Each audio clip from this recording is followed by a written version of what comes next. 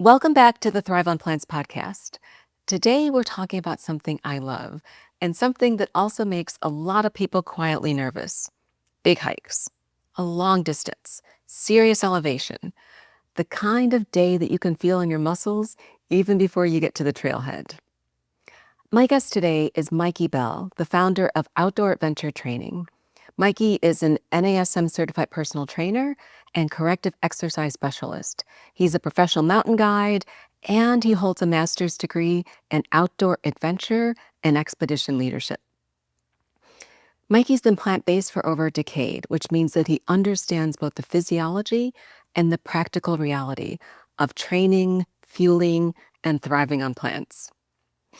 In our conversation today, Mikey shares simple guidance that makes hiking training feel clear rather than overwhelming. We talk about how to build joint resilience with single leg strength and eccentric control, how to train intentionally using heart rate zones, how to think about pack weight and progressive overload, and how to dial in nutrition and hydration so that you can get to the summit healthy, happy, and enjoying the adventure the entire trip. I think this is one of those episodes you may want to listen to twice, once for the big picture and once with a notebook.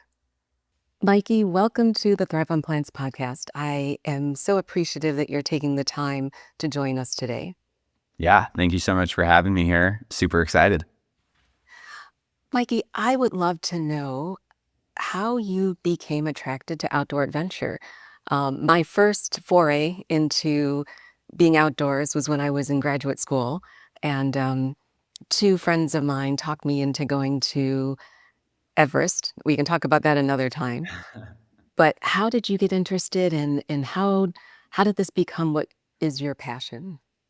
Yeah, great question. And I think like most people getting into the outdoors, it wasn't a very clear path. I was born in the Bay Area in California and was a normal city kid, played team sports like baseball and football, and I got exposure to the outdoors like on Mount Diablo, and my parents took me skiing in Lake Tahoe as a kid, and that's really what sparked my interest in the mountains was being out there in the winter and in the snow, and fell in love with that pretty quickly, but was still very much in the city for a good chunk of the time. And as I got older and eventually became a personal trainer, I wanted to start applying my fitness into meaningful pursuits like getting outside and going backpacking in desolation wilderness. And that was kind of the start for me. And had a big trajectory shift when I had a grand mal seizure. And that was a really eye-opening experience and really shaped the trajectory of the rest of my life, not knowing it then. But I lost a lot of basic privileges like driving and riding my bike, and was not recommended to go out into the backcountry. And I took that as an opportunity to not accept labels and prove that you can break through those barriers regardless of whatever diagnosis you've been given. And that prompted me to kind of put the personal training on the back burner and follow a whole new career pursuit and pursue a degree in outdoor adventure leadership at Southern Oregon University in Ashland, Oregon. So I went full on into the outdoor industry and thought that that was the best thing that I could do with my life, was be outside in nature and experience everything this beautiful world has to offer. And through that experience, I also became a mountain guide on Mount Shasta in Northern California with Shasta Mountain Guides. And in that experience, I would get a lot of clients that were really gung-ho on making it to the summit, but clearly did not invest anything in their physical preparation, and ultimately would fall short of reaching the summit and be very disappointed. And I learned this through my own experience, having trained in the gym and playing conventional sports, and then transitioning into a mountain guide and an endurance athlete, that it's a very different style of training. And there needed to be some sort of service and that we could provide the tools and resources necessary to train effectively for mountain adventures, which is how outdoor adventure training was born. And that's kind of my progression into the outdoor industry in a nutshell. And what kind of adventures have you been on yourself? Oh man. Many. I think my whole life is one big adventure, just like everyone has that same opportunity. Of course, hiking and backpacking is the foundation of everything. A lot of skiing, a lot of backcountry skiing, so climbing up and skiing down under your own power, mountaineering, and then kind of combining all of these skills into ski mountaineering. I'll dabble occasionally with some whitewater paddling stuff, but that's not really my forte. Whitewater scares me, to be honest. But I do love anything in the snow and the mountains, rock climbing. Most outdoor activities I have at least dabbled with. But yeah, I would say like, trekking, backpacking, trail running, mountaineering, skiing, those are like at the top of my list. Yeah, 100%. One of my favorite quotes is from Dr. Joe Dispenza, which is, "What if the worst thing that ever happened to you was also the best thing that ever happened to you?" Mhm. And I Mhm. think adopting that mindset, and that's really all it is. And I could have easily fallen into the trap of like, I can never go into the backcountry again. I need to be really careful because this could happen at any time. And I did have a seizure in the backcountry while I was backcountry skiing and 5 miles out into the wilderness, and I was okay. And not that I want to push what's possible, and I don't want to get myself into dangerous situations, and I certainly don't want to put anybody else at risk. But at the same time, like, you need to live your life and pursue the things that you're passionate about, because if you're just going to not do the things that really fuel your soul, what's the point? And I think that's kind of the message that I try to get across to anybody that I come in contact with, and definitely with our clients, is like, regardless of what injuries you've had or what hand you've been dealt, I mean, people do all kinds of amazing things with less than privileged opportunities to get out there and do it. And thank you for that because I think that sometimes we, especially someone who's been diagnosed with a condition, they become the diagnosis, and Mhm. that is not what any of us are advocating for people. You can do whatever you wanna do. You just have to do it safely. And it as I when I found your channel and I learned more about your story, that was one thing that impressed me so much, is that you didn't say, "I can't." You said, "I can, and here's how I can do it." Exactly. Yeah, and I think that whole situation too also made me focus that much more on my health and my mental and spiritual health as well, which was a big component that I was missing, because I was a personal trainer and I was fit and I was strong, and I was like the perfect, I don't know, like the epitome of healthy. Yeah.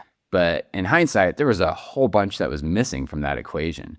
And that got me into meditation and really made me go all in with the plant-based diet. So, and those are like the things that I'm most passionate about in life now. So, had it not been for that experience, I certainly would not be having this conversation with you today. Well, you are a definite vegan superhero, so plant-based superhero. Appreciate that. Let's so there's so many things I would love to talk about, and I framed it a little bit. I love alliteration around peas Mm. because my first trek, which was when I was in grad school, and I joined a group called it was Everest Marathon. Um, and when you hear that, you're just like, oh, I'm going to join, I'm going to go, and I'm going to backpack for 20 days. It was one of the hardest things I've ever done in my life. And so within the Vegan Superhero Academy, we have launched a number of opportunities for our clients to challenge themselves. One of them, we have a Misogi that we undertake in February, which will be in Zion. And then in September of next year, we're actually going to do rim to rim in a day. Nice. And I thought that you would be the perfect person to share with us what you know about posture because I think, as I see people training and they're doing this, I get very concerned about people's understanding of how even your baseline posture will translate into just your movement in general. And then talking a little bit about preparedness and what do you need to do to prepare for some of these adventure hikes so that you can enjoy it, not just survive it, but you can enjoy it. So just with that as kind of a starting point, how do you incorporate posture and preparedness into the programs that you provide for your clients? For sure. Yeah. And I think a lot of people, when we talk about posture, everyone thinks upper body hunched forward, which we can call upper cross syndrome. But to me, posture starts with where we interface with the earth, which is our feet. And that's the first thing I'm looking at whenever we're doing a movement assessment or identifying muscle imbalances is how are you interacting with the outside world? What shoes are you wearing? What are your feet doing? Even just statically, not walking. When you're standing there, do you have the tendency for your arch to collapse or your feet to over pronate? And pronation by itself is not bad. It's a natural range of motion, but when it becomes excessive, it can be a problem. And this is where things like orthotics and footbeds can be a quick correction to get you into a more supinated position and help support the rest of the body. But when we have dysfunction in the feet and ankles, it's a perfect recipe to send dysfunction up the rest of the kinetic chain. And not that all dysfunction starts with the feet and ankles. That's just where I like to look first. So can you maintain a good arch? Even if you're flat-footed, you should be able to stay in a somewhat supinated and controlled position, just barefoot, static, standing on two legs, and then trying it just on one leg. And then we can keep working up the kinetic chain, so up to the knees. And again, like still looking at a static postural assessment here. What are your knees doing? And I talk a lot about valgus collapse of the knee, which is a combination of multiple things of a little bit of tibial, so your shin bone, a little bit of medial rotation there, internal rotation of the femur. And those two things can contribute to your knees collapsing in or knock-kneed. And that's a really good way to set yourself up for both a chronic or an acute knee injury, which we can correct all of these things as we work up the kinetic chain. And then, of course, with the lumbopelvic hip region around your hips, really often we see what's called anterior pelvic tilt, which is excessive lordosis in the lumbar spine and shortened hip flexors and a lack of glute activation. So can you get into a more posterior pelvically tilted position where you're getting glute engagement and abdominal engagement? And then from there, we can look at the upper back. And we do need to strengthen the mid and upper back to make sure our scapula stay retracted and depressed, shoulders back, and then that's really posture through the entire kinetic chain. That is an amazing breakdown. And let me start from the core, from your feet. So what are your thoughts on hiking boots versus kind of these adventure sneakers or trail sneakers that a lot of people are wearing today? It's a great question. And like with a lot of things, it really depends on where you're at and what your experience level is. There's pros and cons to both. Boots, like a traditional boot with either like a half shank or 3/4 or full shank through the sole of the boot, provides a lot of rigidity and structure and takes a lot of the work out of your feet and your ankles. They're also quite heavy. So it really depends. Like when I'm mountaineering or on snow or, glaciated terrain or when I'm skiing, like boots should be strong and stiff and robust. Because we need that extra support, especially if you're wearing crampons. And I don't want to get too technical, but there are applications where boots are really important. Or someone who's very new to hiking and they haven't built up that baseline stability, that extra support could be really critical. It could be the difference between them having success on a hike or not. And then on the other side, trail running shoes or, lightweight hikers are great because they're really light. And I like to say a pound on your feet is like 10 on your backpack. So, and it's true, it really does add up. If you're going to go on a big hike and you're logging 20, 30, 40,000 steps in a day, an extra pound on each foot is astronomical by the end of the day. So if we can shave a little weight in our feet, it makes a big difference. We get better ankle articulation. I like a lower stack, so less foam in your shoe. And that helps me feel more grounded and get better contact and articulate on uneven terrain, and something that you can't really get out of a big, bulky boot. So, but I would say that it's a progression to get into a more lightweight trail running style shoe. It doesn't mean you have to be a trail runner. And there's plenty of great lightweight hiking boots that kind of mimic how a trail runner works and moves. But that is something that should be approached with caution. And just like how we do in all of our training programs, we need to periodize that approach and slowly titrate you into a lighter shoe over time if that's a desired goal. Understood. So you need to train your feet like you train the rest of your body. 100%.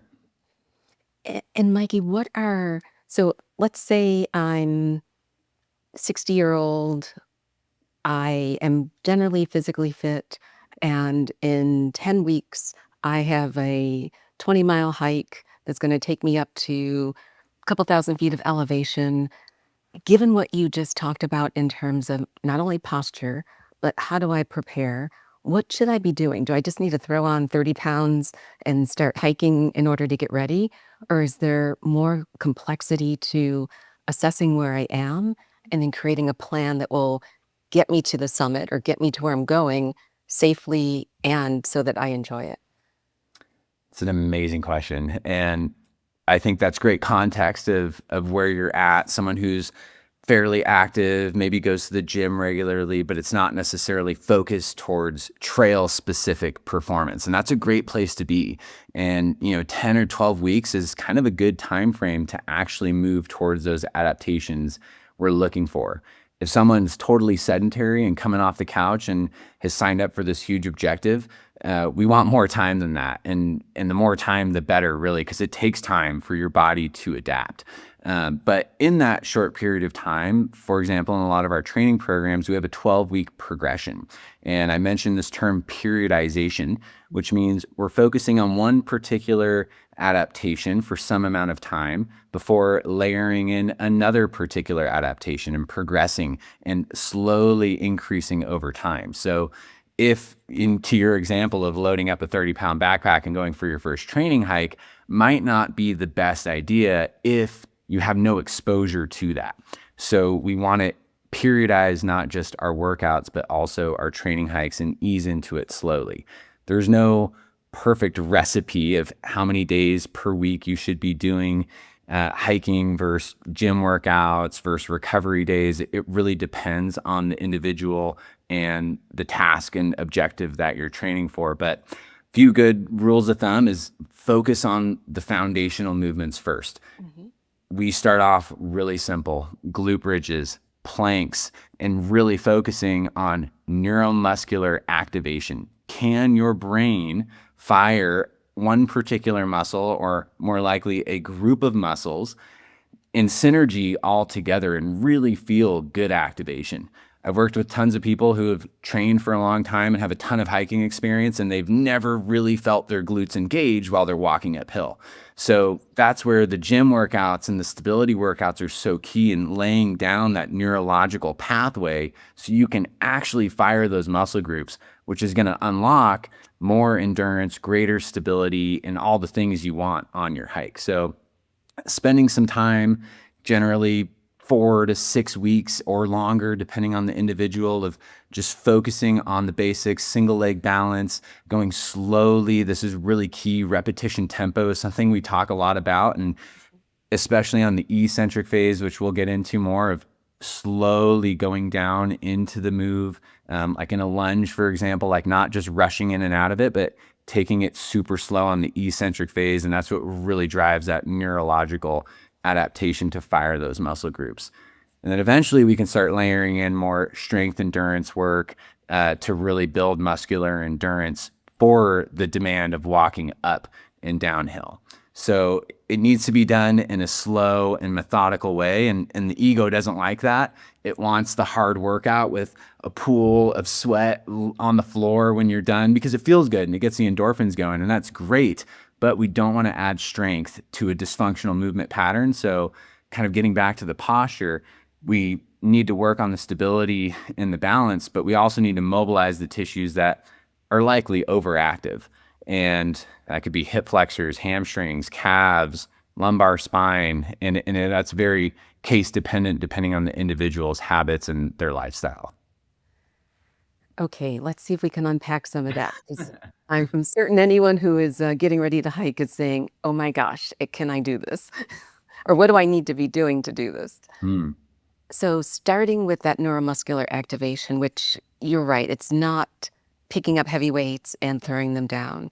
And what's interesting that you actually said that people that you've worked with who are longtime hikers aren't really good at activating their glutes. Mm-hmm. So, what I'm hearing you say is the first line is getting that mind muscle connection and knowing that you can engage with your calves, understand how to power your glutes, use your thighs and your quads appropriately, engage your core, and that really starts to be a foundation for probably assessment and then also programming. Yeah, 100%. And, to that point of assessment, we would maybe even do that assessment first. Mhm. A really simple assessment is an overhead squat assessment. We do this when we do our movement assessments with clients of just putting your hands up overhead and dropping into a squat naturally. Minimal cues. I want to see how you move naturally. And that's where we can look at every kinetic checkpoint in the body, just like we talked about: feet, ankles, knees, hips, mid, lower back, and we can really assess where those muscle imbalances might be and then prescribe specific movements to help correct those muscle imbalances. And I don't want to overcomplicate it for any of the listeners because it's pretty simple and there's a lot of the same pain points for most people. Hip flexors is a big one. If you spend excessive time sitting, like working at a We all desk, do. Yeah. exactly, there's a really good chance that your hip flexors are overactive and shortened. So lengthening the hip flexors through mobility techniques like foam rolling, active, dynamic, static stretching, and then looking at the antagonist muscle of the hip flexors, which would be your glutes, and getting more glute activation. And when we combine that more holistic approach of lengthening one side, strengthening another, then we start to see that natural human movement restored. Okay. So we start with assessment, which is a great, and an overhead squat is a good way to see how people move. Look at the kinetic chain from floor to the top of your fingertips, understanding where there may be opportunities. So you're also looking at, do you have any valgus deviation? Um, do you have tight hip flexors, which I do? Uh, is your core stable? Where do you go from there?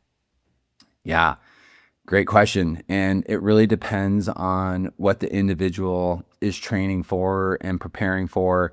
And in this case, we'll focus on hiking and backpacking, assuming that most of the listeners are focused on that. That's when we need to start moving into more trail specific movements. And this is that SAID principle, which is Mhm. specific adaptations to impose demands, or the principle of specificity, which means your body adapts to the specific stimulus that you expose it to. So that's where I talk to a lot of people that are doing squats and deadlifts and bench press. And those are great movements by themselves if you want to get better at squats and deadlifts and bench press or other power movements, but they don't directly translate to the trail. So that's where we can really start prescribing movement specific exercises like step ups and reverse step ups and lunges and things that directly replicate how your body is going to move on the trail. So when you get out there, it's not the first time your body has ever been exposed to these ranges of motion. So a lot of single leg work and really challenging your balance and your proprioception, which just means your body's awareness of where it is in space, is really key. So if you find yourself tripping over roots and rocks, which I do often, and most people do, that's just your body not, maybe also not paying attention to what's on the trail and looking at the beautiful views, but building that relationship from your mind and your body to understand where you're at in space. And so if you do trip on a rock or root, it doesn't turn into a fall and you can catch yourself and kind of get back in the rhythm. So layering in more sport specific movements and doing things that maybe put your ankle in an awkward position and focusing on deeper dorsiflexion and things that your body will need to do on a hike like the Rim to Rim Trail. So just to repeat what you said, the SAID, SAID, specific adaptation to impose demands, which means you need to train for the task. Um, you mentioned the importance of eccentric movements. Why is that important? And the other, as you address that, I know a lot of people think about the challenge of climbing up. How do you also counsel your clients on the challenges of descent? Yeah, the descent's what gets everybody.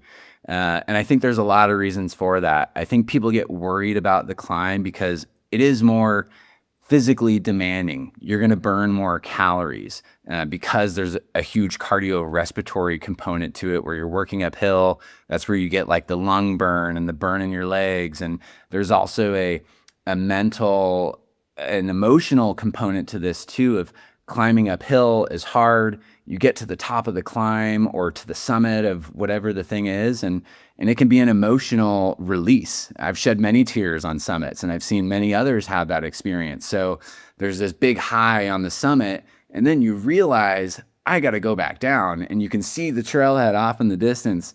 Oh man, that's going to be a doozy. And so I think there's multiple components of you're obviously more fatigued than you were when you started. And then maybe there's been a little bit of a mental shift, and now we have to undo all of that, which is where the training is so important. So when it is time to go downhill, your body knows what to do, whether your mind is all there or not. And getting back to the training, the eccentric motion, which is going down. So in a squat, it's the way down in the squat, or in a push-up, it's as you're going down. So, and that's the emphasis that we place in stabilization phase of taking 4 seconds on the eccentric phase and slowly going down, because that's really where you get stronger in movements, because you're resisting that elongation and you're training your body to absorb those forces, which is really key, because as you're going downhill, you have to absorb all of that impact as you're going down. And you want to do that with your muscular system, not your skeletal system and your joints and your ligaments, which is where we need to train all of these systems together. We love utilizing plyometrics for this too, which is just hopping and jumping, which intimidates a lot of people. But if you're hiking and particularly going downhill, it's not necessarily always a super low impact experience. Of course, we want to be soft, but we need to be able to handle those forces and demands. And plyometrics are a great way to do that, because it trains your body to absorb those forces and slow things down. We're strengthening the tendons and ligaments, which does take time, and I think ultimately preparing your mind. And plyometrics doesn't need to be a big, intimidating thing. You can start with a 2-legged hop with a soft, stable landing, and then eventually migrating to a single leg hop with a soft and stable landing. We can do a single leg hop down off of a small surface. And all of these things help train that eccentric motion to prepare you for the downhill. So, to recap, we've talked about neuromuscular activation. So, getting those muscles activated. You want to incorporate some unilateral muscular activity. So, doing some single leg movement, making sure, because walking, hiking, running, it is unilateral, it is single leg movement, which we often don't think about. Understanding and incorporating eccentric movement, where you're resisting that downward and really learning how to stabilize at the same time. Incorporating a little bit of instability work, whether it's, I frequently see you on the Bozu ball, or, challenging your ankle stability, your knee stability, getting those hips and that core engaged. Are you doing all of this with or without your pack, or not? Great question. So external resistance is great. I think that's how we get stronger for the trail, especially if you're going to be carrying a backpack, which most people do when you're in the mountains, hopefully, especially if you're going backpacking and you're going to be carrying some amount of load. We need to train for that. And even if you're just planning a trekking trip where maybe you're not carrying your own luggage and you have a porter or a baggage transfer service, if you can kind of train above the weight that you'll be carrying, inevitably it's going to be easier on the trail. So it doesn't have to be doing every single workout with a weighted backpack. And there's value to doing training hikes with and without your backpack, or a heavy load, I should say. But you can also use dumbbells and kettlebells, resistance bands, anything that increases the resistance and the demand of the exercise. And to be clear, in stability work and stabilization phase, what we talked about earlier of slowing things down, we generally don't add a lot of resistance there, because you don't need resistance always to feel more activation. Sometimes it can be nice, but we like layering in more of that added resistance once we get into more strength endurance work. And to make it simple, if you're going to perform an exercise, aim for that 12 to 20 rep range, Mhm. and you should be nearing muscular fatigue near the end of that set. Really common. I talk to people that are doing the same strength program for the last decade, and they're doing 8 to 12 reps, and there's not much more to it than that. Right. So by definition, in the eyes of National Academy of Sports Medicine, it's 50 to 70% of your 1 rep max for 12 to 20 reps.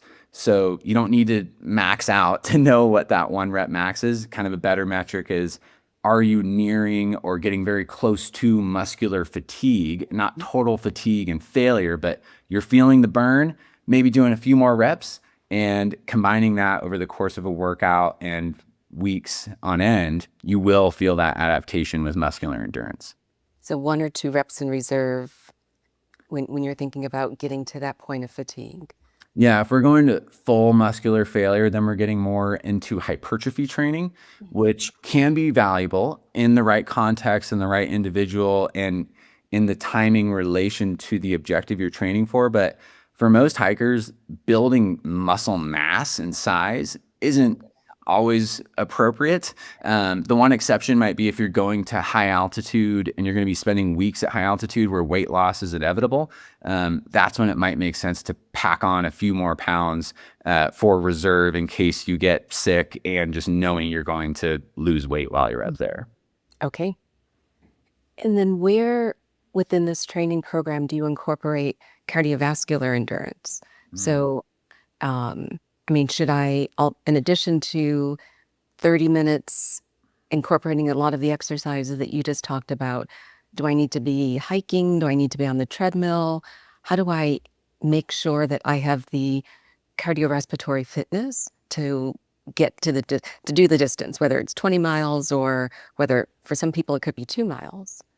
For sure. Yeah. And we don't program anything by miles or distance. It's usually done by time and heart rate zones because those are, objective across the board. Whereas if I program 3 miles for you is different than 3 miles from the next person.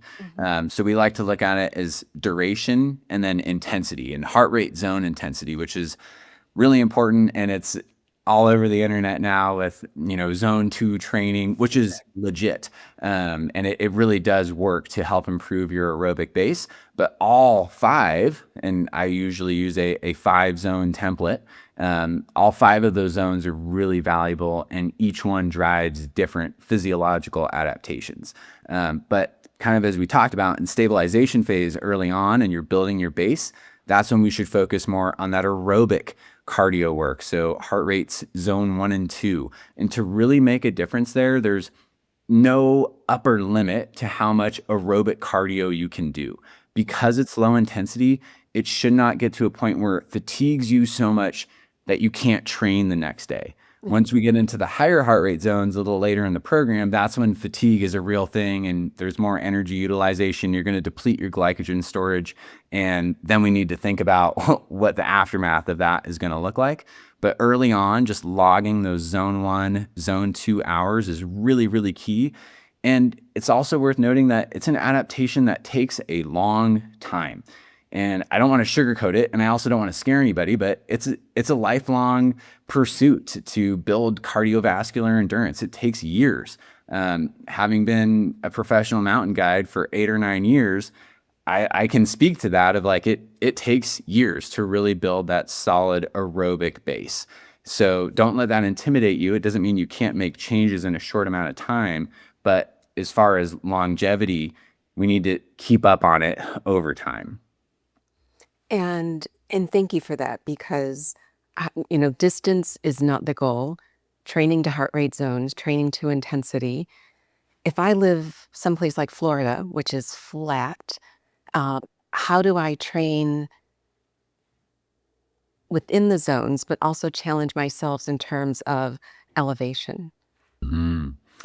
Yeah, we work with a lot of people that live in areas where they don't have easy access to hills and mountains, and people can still find success. So, if you have access to a gym, the treadmill incline treadmill and Stairmaster is kind of a no-brainer to utilize those tools. And we can still apply everything we're talking about here, following heart rate zones, which I also should mention. Having a heart rate monitor is really key to doing that, especially early on when you don't have a lot of context.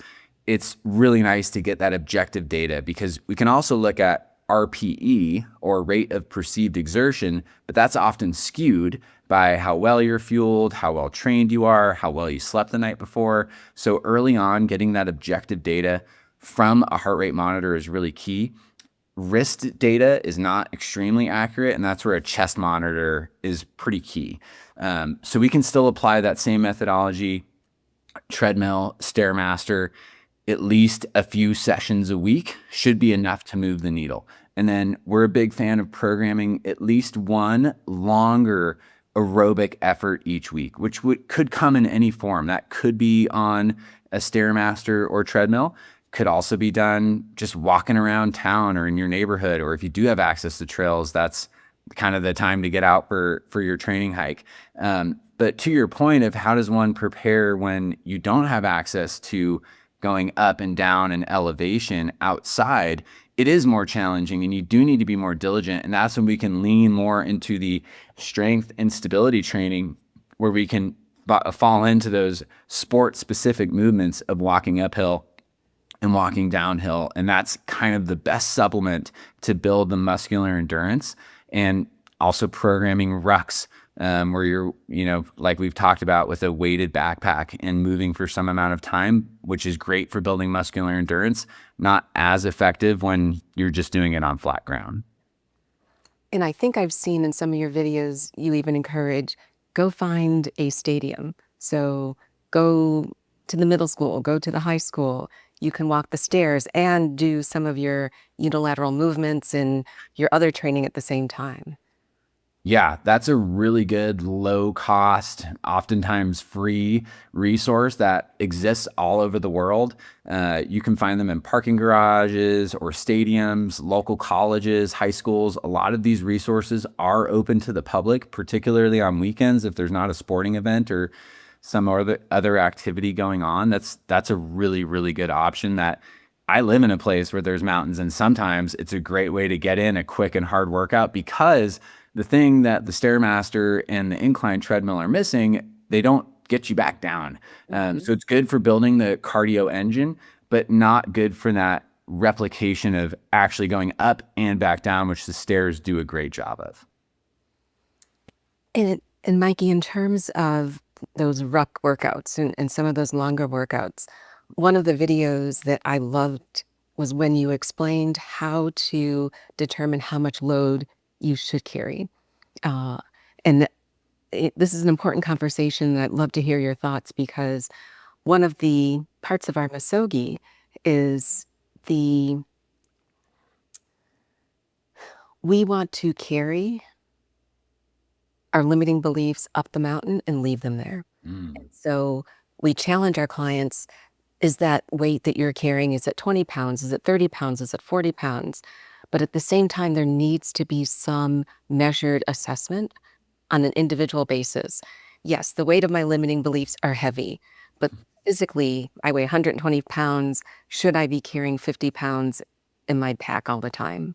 So could you walk us through your framework, and I'll share the video with the show notes on how you help people understand the green zone, the yellow zone, the red zone, in terms of how much should I safely think about carrying?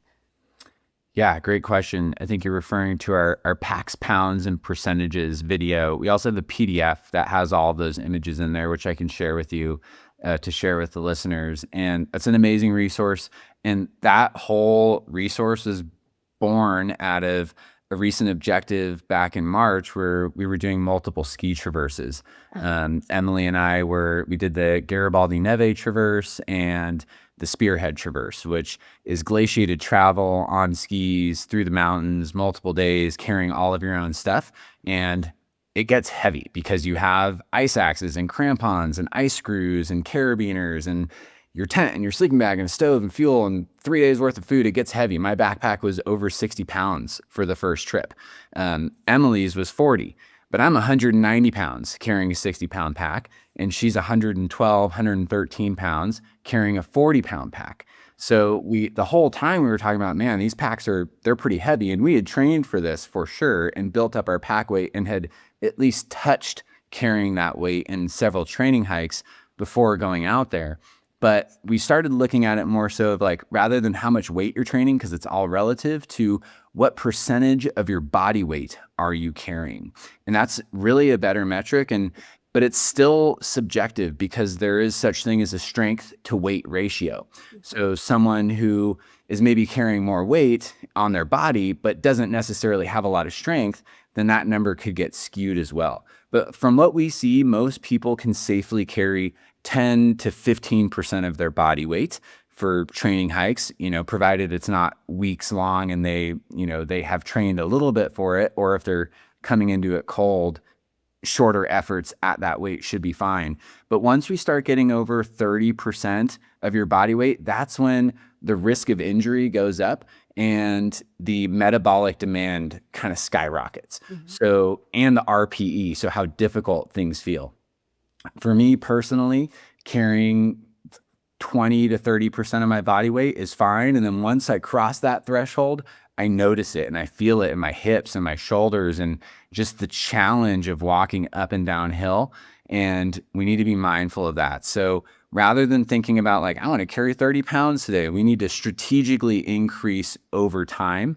And once you kind of get into the groove, you'll have a better understanding of like, I know I can pick up a 50-pound backpack and go for however long, but it takes context and time and that body awareness and how you're feeling, the technicality of the trail. The more technical the trail gets, the steeper it is, the looser the rocks. That's when a heavier pack exponentially gets more challenging. Or if you're moving through loose snow, soft snow where you're punching through, the risk for injury goes up, which is something we really want to be aware of. And do you think of that pack weight as in terms of progressive overload? So start low, go slow, but understand when you're going to, before you get to the red zone, understand what that threshold needs to be?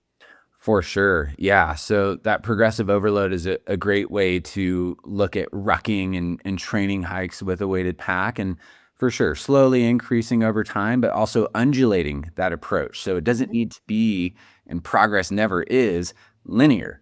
It needs to go up and down. So maybe that's going up to 20 pounds and then the next week going down to 15, and then maybe touching 30 pounds for maybe a shorter consolidated effort, and then bringing it back down to 20 pounds for a couple weeks, letting your body adapt. And that's really common, especially when people are on a time crunch with a set date for their objective, is they want to increase, and the body doesn't respond like that. Otherwise, we'd all be superhuman and be able to carry however much weight. Like, you're going to plateau at some point or you're going to get injured.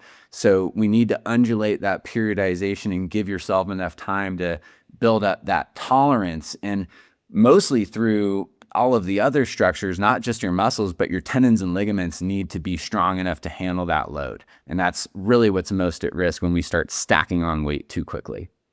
And that's something that I don't think we often think about, that the tendons and ligaments are what really, that's where we're going to get injured first. Yeah, and they take time. So tendons and ligaments are avascular structures, meaning they don't have their own blood supply. So if you ever look at an anatomy chart, muscles are nice and red because they have all these capillaries and blood flow delivering oxygen and nutrients. But tendons and ligaments are white because they don't have that same blood flow. They get it indirectly from bones and the muscle tissues, but it takes longer, which is why if you tear a muscle or break a bone, it's much more quickly to heal than a torn ligament or a torn tendon or even a partial tear. And with surgical intervention, it takes a long time for those things to heal, and they adapt the same way. They take longer. Now let's throw one other variable into the mix, and that's hiking poles. Mm. Because I've had situations where people show up at the hike, they've never used the poles before, which isn't always helpful. How do you incorporate, let me reframe that. Are hiking poles helpful for general hiking? And I'm thinking day hikes like going to Zion, doing the rim to rim. And if the answer is yes, how do you start to introduce them to an athlete so that they can understand how to use them appropriately? And do you recommend that they actually go get fit so that they have the right size, so they know how to use the handles, and they're not just kind of winging it? Mm-hmm. I love trekking poles. We've made, not so much on our YouTube channel, but on Instagram, we have a whole ABCs of trekking poles. And I came up with 26 reasons, A to Z, of why you should definitely use trekking poles. We'll link Um, that in.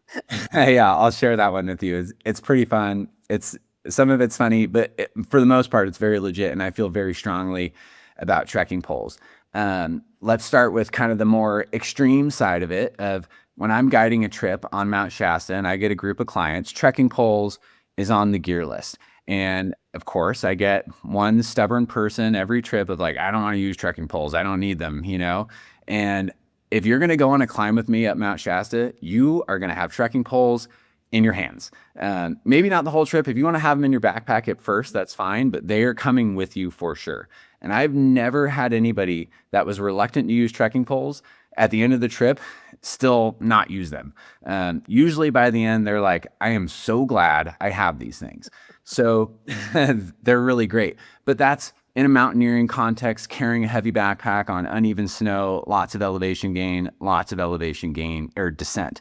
So on a day hike, I kind of look at it in terms of elevation gain and loss and then total time on feet. So Mhm. if I'm going for like an easy, 5 or 6 mile hike with minimal elevation gain, I'm probably not going to use my trekking poles. Now that could change for someone who is maybe recovering from injury or, has a propensity to trip and needs that extra stability, or they're kind of just getting into it. Probably still really beneficial to use. But other than that, you probably don't need it. But once we start adding in more elevation gain, if you're getting into like 2, 3, 4,000 feet or more, can make a huge difference in efficiency in uphill and downhill. And there's minimal science and evidence-based research on the use of trekking poles because it's also pretty subjective on how efficient you are at using them. Mhm. And it is a technical skill and it takes practice. And as you get more efficient with them, and I've spent a lot of times using trekking poles and they're extensions of my body. It's another point of contact for me to interface with the world, to know where I'm at. And the biggest thing they do is increase your stability and balance to prevent a trip or a slip from turning into a full-fledged fall. So reducing injury in that sense. There is some evidence too supporting that going downhill, trekking poles can help reduce the pressure on the knees. But I want to make one thing clear, that trekking poles are not going to help you get up any big climb. We're not moving uphill with our lats and our triceps, but they can help reduce session cost in the legs, for sure, both from an RPE perspective and then actual DOMS, delayed onset muscle soreness. And there's a couple articles I found that support that, and I'll share those with you. But yeah, trekking poles, game changer for most people. So like rim to rim hike for sure, where you have big descent, big climb, really clutch for the longevity of the hike. Even if starting off, you're like, I don't really need these. It's going to add up over 8, 12 or more hours on the trail. And if you're doing a back-to-back objective or you're backpacking or a multi-day trek, it's going to help reduce leg fatigue and soreness day in and day out. So big advocate of trekking poles, but they do take practice. Like you said, getting fitted for them. In general, for most people, like arms at a 90 is great, but it's all personal preference. I like mine a little bit on the shorter side personally, going uphill, especially because I'm reaching out in front. I've seen a lot of people with poles that are too long and they get into that hunch position and their shoulders start to get fatigued, Right. which is a challenge. Yeah. And then generally going downhill a little bit longer so you can reach and come in contact with the ground and have solid points of contact before stepping down to meet your poles and kind of repeating that process. Pole straps can be great. I like pole straps the most on moderate sustained climbs and on flat grounds when I can not use my hands and grip the poles, but just place my poles on the straps correctly, which again, we're kind of getting into this. It is a technical skill and it takes practice. So on your training hikes, on your rucks, it's really important to use those trekking poles and get the hang of it. Pole placement is important when you're going downhill. I like to get those poles out in front of me, make sure you have solid points of contact, and then slowly lowering your feet and the rest of your body back to those poles. But I think the big thing to emphasize here is that using your poles is a technical skill, and any technical skill takes time to master it. So don't shy away from using the poles, even if it feels a little awkward at first. There is the one downside of trekking poles is that they are maybe more metabolically demanding. You might burn a few more calories because you're moving your arms. But I promise you, as you get more efficient with it, you won't even think about that. And it will just make the day that much better. I also want to mention, too, that if you're going into the wilderness or the backcountry, trekking poles are a safety resource as well. We can use them to make splints in case of an injury. I've used it to fish water out of a well, or fend away snakes and other predators. They're really good tools to have, and they're multifunctional. They're more than just trekking poles. There's some tents nowadays where you can pitch your tent up with trekking poles. So, yeah, there's more uses than just aiding your walking. But they need to be incorporated into your training program. For sure. Getting some context on training hikes, practice like you're going to play. So if you're planning on using trekking poles, doing the real deal that you're training for, yeah, for sure. We want to integrate those into your training. So we've talked about we've covered a lot of things.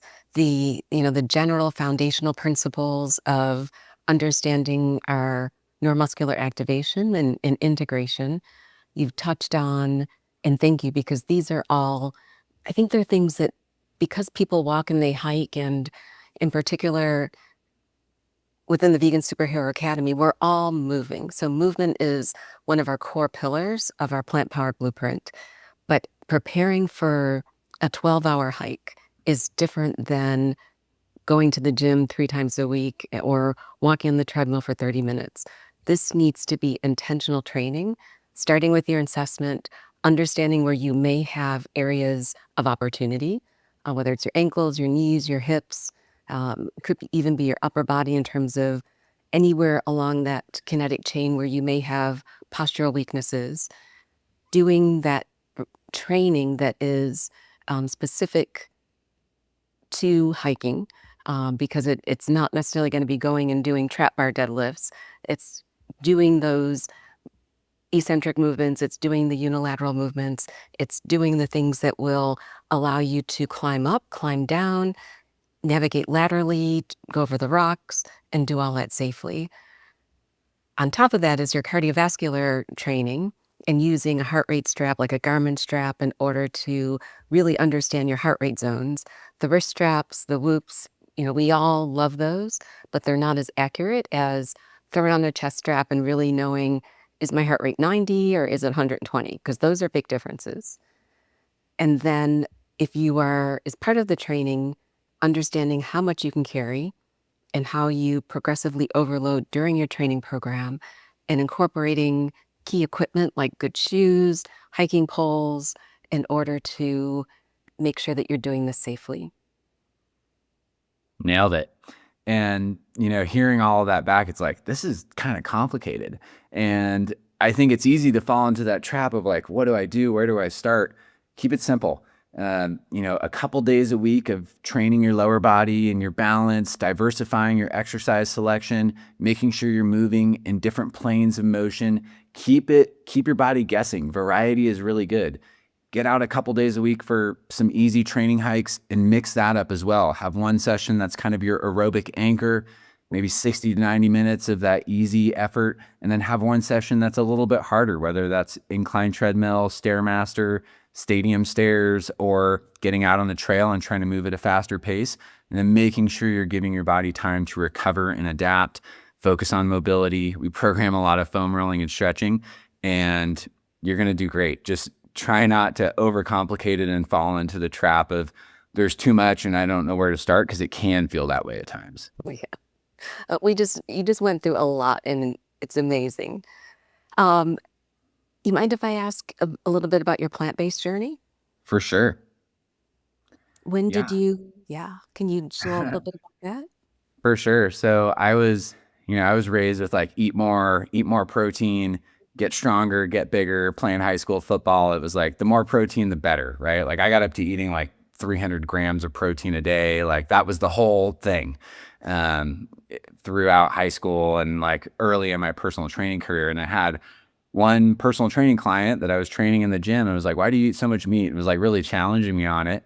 And she was like, you should try being vegan. I was like, fine, I'll try it. And so I gave it a shot and I went 2 weeks and I was like, it's pretty great. I was just eating a bunch of sweet potatoes and carrots and beans and lentils, like foods I loved anyway. And after 2 weeks, I made kind of the same dish, but I added chicken back in. And subconsciously, at the end of the meal, I realized I had picked around all the chicken and ate all the veggies. And I was like, hey, maybe there's something to this. And then I started doing more research. And kind of the three variables that have really kept me going with it is number one, the health component. And I feel better and I have better energy. And I generally feel like I can do a lot in a day. And I contribute a lot of that to my diet. And I would say, even bigger than myself, the other two big reasons are the ethical reasons of the animals and the environment and the planet on which we live on. And really that's becoming the biggest driver for me is the sustainability impact. And obviously, and I'm sure your audience is well versed in this, is it has a tremendous impact on the environment in many different ways. And I think as outdoor adventure folks, we need to advocate that more, especially skiers that are complaining about warm winters and lack of snow. We need to do something about this. And I think a huge mechanism, and of course, not the only mechanism to slow the rate of climate change, could be through a plant-based diet. Love it. Kudos to you. And as a plant-based outdoor adventure master guide, how do you talk to your clients about fueling? Because if you're going to be out trekking, Zion's one thing that's, maybe 4 to 6 hours. But if you're going to be going for 12 hours, that's a situation where, or more, 18 hours, where fuel, endurance, and hydration become important.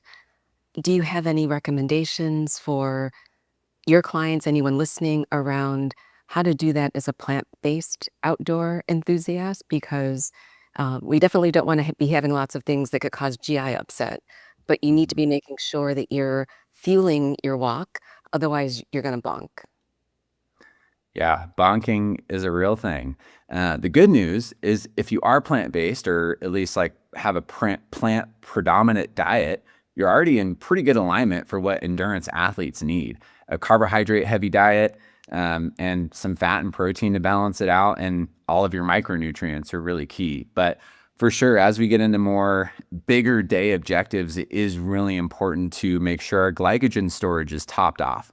So like oatmeal, rice, other grains and starchy vegetables like potatoes are really good to make sure that we're entering the objective with our reserves topped off. And that's really key. And everyone knows about carbo loading, and it's usually like the big pasta meal the night before, but truly it starts days in advance. So it's not just the night before, it's 2 or 3 days before. Slowly start onboarding a little bit more. And like you mentioned, the GI issue is real. And I've dealt with that a lot, of experimenting with and sometimes overdoing it and eating too many carbs, especially in the form of fiber the day or a couple days before, and kind of tapering off the fiber. Like I eat a ton of legumes and lentils, but they do have a lot of fiber, and that's one of the challenges. And so leading up to it, just taper off of the fiber a little bit, just so things are a little bit smoother when it comes to objective day. And then of course, refueling with carbohydrates and protein. And then on the trail is really important to fuel, obviously. I think there's a lot of research out there on, 30 to 50 or 50 to 90 grams of carbs per hour. And I think that can just get really complicated really quickly. And my secret sauce is I eat well all the time. And my blood sugar is generally pretty stable. And when I'm out there, I don't need to stop every 60 minutes to eat 50 grams of carbohydrates. Of course, I have fuel that's accessible in the form of sugar, minimally processed sugar, usually in the form of dried fruit or dates is kind of my go-to. And then trail mix and other snacks to keep me going. But I'm rarely stopping every hour to make sure I get my dose of carbohydrates. And And this also ties back into the training component of as you become more aerobically efficient, your physiology adapts, your cells are better at processing that energy and energy utilization. And you might find that you don't need to eat as much on these hikes as you train more and your body continues to adapt. And so it's not a blanket statement for everyone of you need this many carbs per hour, but it's really case by case, and you need to experiment on your training hikes and on the days that you're training of what do you really need to fuel and feel your best, because 50 grams of carbs per hour could be way too much for most people, really. Mhm. That can cause GI effects too. Big time. Uh, Mikey, are you okay on time? Do you have a few more Yeah, minutes? I'm Awesome. ready. So if I am planning to embark on a 12-hour hike, um, what should my, and I'm thinking about marathon training by comparison, do I need to do a 12-hour walk to know I can do it? Or how much time on feet do I need to have achieved to know that I'm not going to get to the bottom of the Grand Canyon and say, well, I'm done? Hmm. Because Yeah. that's not good. No, definitely not. We don't want the helicopter coming in. That's not sustainable either. Which is a huge part of training is like if we look at the first ethic of leave no trace principles, it's plan ahead and prepare. And I think that's where physical fitness training comes in huge of increasing our safety margin when we're out in the outdoors. And that's a huge part of what we do and recognize at Outdoor Adventure Training. Like we're promoting the outdoor industry and getting people out there, but we want them to do it safely and have that margin for error if something does go wrong, because it's not just you that's the only variable. It's the weather and the terrain and other people, and anything can happen when you're in the mountains. Even when you think it's a beautiful sunny day, you never know. So having that extra margin is really key. So as far as like how much time on feet do you need to do a 12-hour hike before your 12-hour hike? No, definitely not. I think it's all about layering in that volume in more of a weekly perspective rather than in a day. So if you can do a 6-hour hike and then the next day follow it up with a 4-hour hike and feel pretty good on that third day, that tells me like you're going to do great come game day. And there's also oftentimes, I've seen it a lot, a flip gets switched in people when they show up and they've trained and they've built that grip muscle, which I think is really important, and knowing that you can push through when things get tough. And, you know, most people never find that full edge of what they're really capable of. And as long as you're spending that time each week and back-to-back sessions, then we can guess, and usually pretty accurately, that you're going to do great on the actual objective. I like that objective day. Um, Mikey, is there anything I'd love to ask you a lightning round of questions, but before we Good. go there, is there anything that we didn't cover that you think is important for anyone listening who is thinking about doing a long hike, considering outdoor adventure training? And it doesn't matter how old you are. This is something that's accessible, whether you're 35 or 85. You just need to understand where you're starting from and how to get there safely. For sure. And I think that's really key is don't accept those labels. I get a lot of people that sign up and that are like, I'm too old for this. And it's not true. A couple of years ago, I guided a 73-year-old woman to the summit of Mount Shasta, and she just did Machu Picchu in Peru. And she's a great example and just one of many examples of people kind of not subscribing to that idea. And it's not just age. If you have never done any of this stuff and it's piquing your interest, start small. And really what it's about is consistency and not falling into the streakiness of fitness culture of I'm going to train for this thing and then afterwards I'm done. And then it's like, oh, the next thing pops up on the calendar and I'm going to start training again.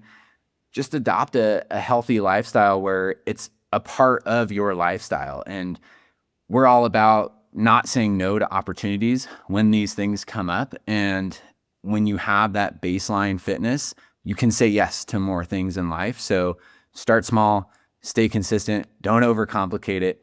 Any movement is better than no movement. And then when that thing does come on the radar of this big hike or adventure that inspires you, then we can start migrating more towards training specifically for that objective.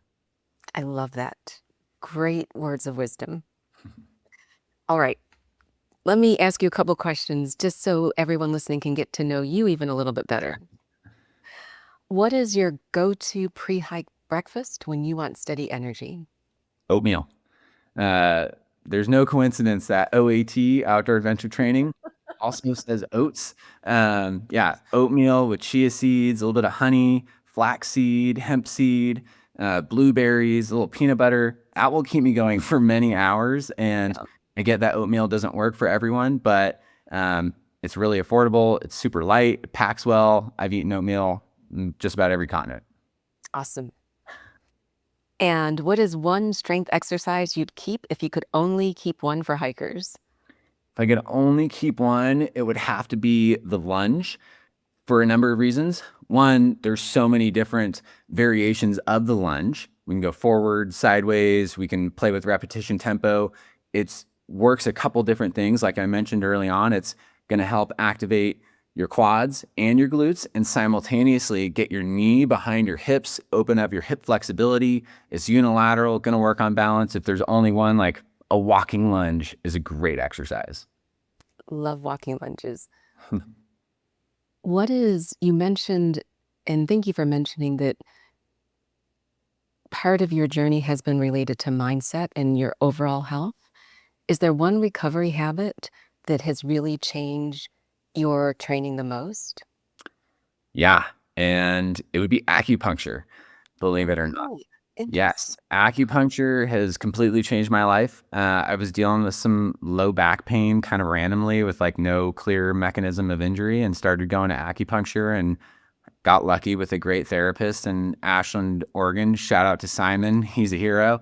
And going in weekly, man. So ultimately, the only thing controlling your muscles is your nervous system. And if your nervous system is in a constant flight or fight state, your muscles are going to be tight and you're going to feel locked up. And when we can kind of down regulate that, everything else just flows. So all the foam rolling and stretching and mobility and massage and all the other great things that I've done for my body, nothing even comes close to the impact that acupuncture has had on a systemic level for my recovery. That is interesting. Okay. Thank you for sharing that. Hmm. Is there a favorite adventure location that continues to humble you?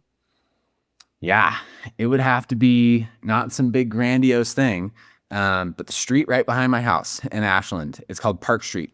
It's probably one of the steepest streets in town, and it gets me up to the trails and the watershed, which eventually goes all the way up to the Pacific Crest Trail.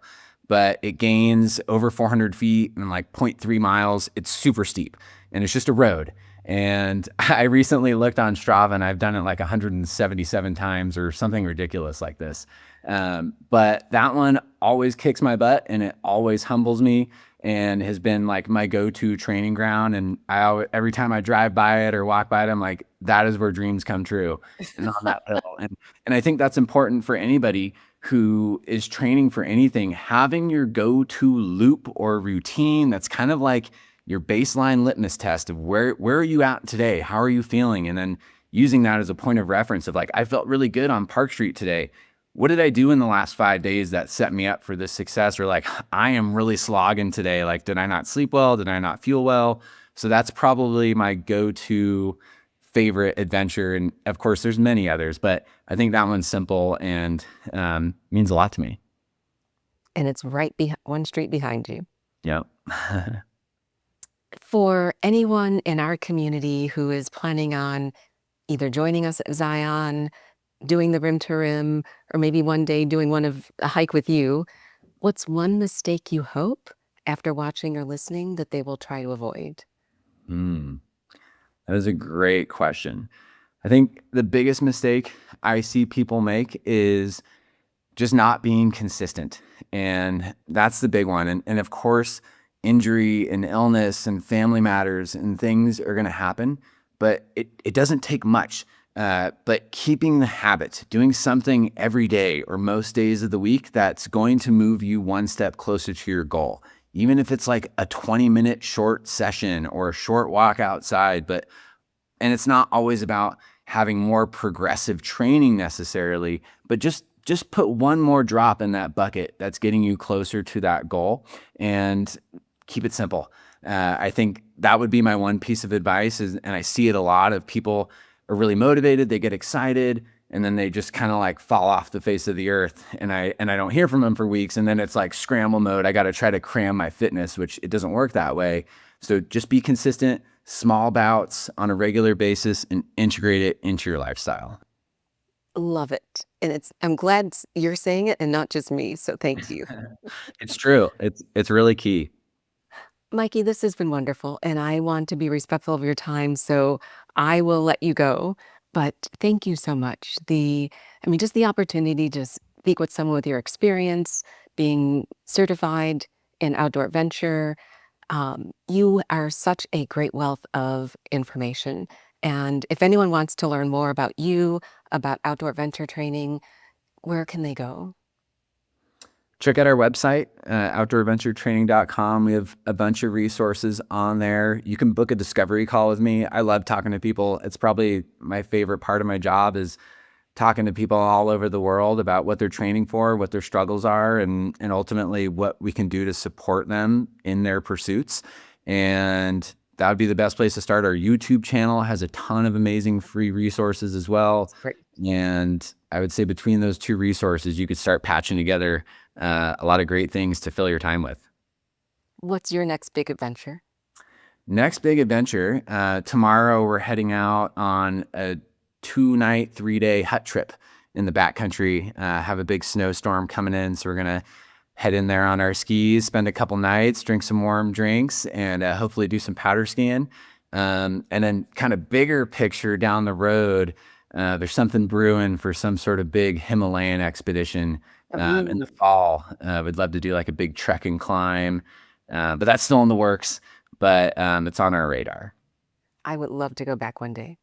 Yeah, ever since I've gone, it's like every day I'm like, I got to go back. Mikey Bell, thank you so much. This has been an honor. I really appreciate you, and you are welcome in our community anytime. So please stay in touch. It's not often I get to speak with other people that are plant-based, and wishing you all the best tomorrow. Be safe, and I will touch base with you soon. Thank you so much, Daphne. It's been a pleasure. Really enjoyed the conversation, and we'll definitely be in touch. Take care. You too. If you're still listening right now and thinking, okay, I can actually do this, then Mikey and I did our job. Mikey shared a lot today, but there are 4 key lessons that I just want to recap with you before we close out today's episode. First, the downhill is not a detail. We all train for the uphill because that's what we get worried about. But you can't ignore eccentric control. That's when your knees and your hips are going to start talking to you. You need to build downhill strength on purpose. Key takeaway number 2, posture is not just stand up straight. It's alignment under load, and it starts at your feet. And it's something that you should think about assessing. So as you're building your hiking training program, talk to your coach and make sure that you understand your feet, your knees, your hips, your core, your shoulders. That entire kinetic chain is involved when you're in hiking. And if you need any corrective exercises, you can introduce them into your training plan. This is all trainable. Number 3, practice with your gear. Nothing new on the day of the hike, please. Poles and pack weight should be familiar to you.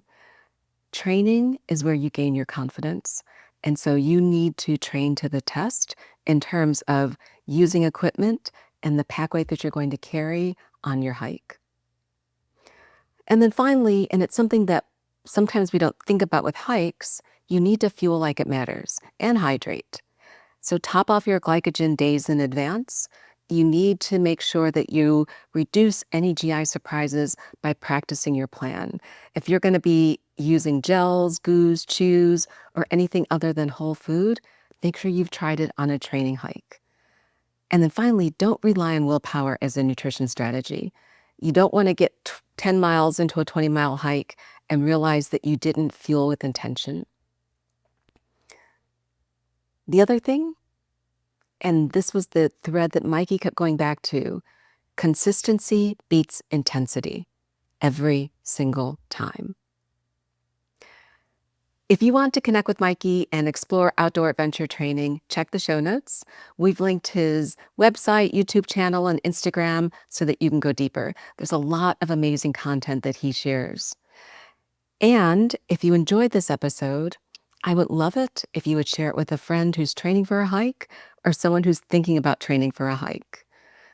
And finally, please like, subscribe, and leave a review. That's how this message reaches more people who might benefit from it. Okay, that's it for this episode.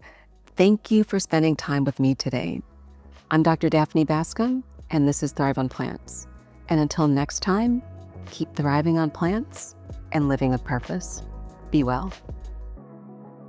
The information shared on the Thrive on Plants podcast is intended solely for educational and informational purposes.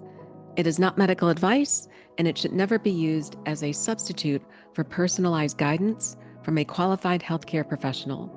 Always consult with your physician or healthcare provider before making any changes to your nutrition, exercise routine, supplement use, or your overall wellness plan. The opinions and advice shared by our guests are their own and do not necessarily reflect the views of the Vegan Gym or its team. While we aim to bring you high-quality, thoughtful conversations, these perspectives are not intended to replace professional medical care. Thanks for tuning in, and remember, you have the power to thrive on plants and live with purpose.